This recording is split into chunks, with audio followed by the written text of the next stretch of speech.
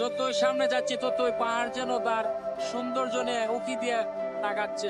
এবং আমরা এখন একেবারে জিরো পয়েন্টের দিকে যাইতেছি।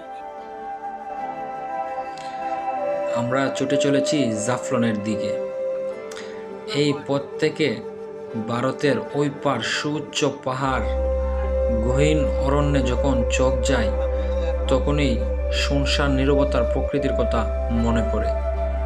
তবে আমরা এখন যেই রাস্তাটি ধরে যাচ্ছি, সেই রাস্তাটিও অনেকটাই নীরব।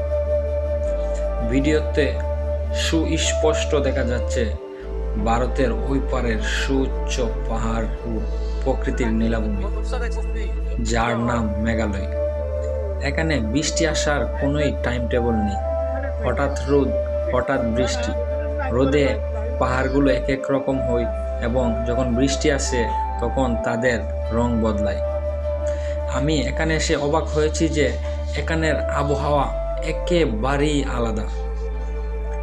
ঠান্ডা নীরব হাওয়া ও নীরব প্রকৃতি আপনাকে মুগ্ধ করবে।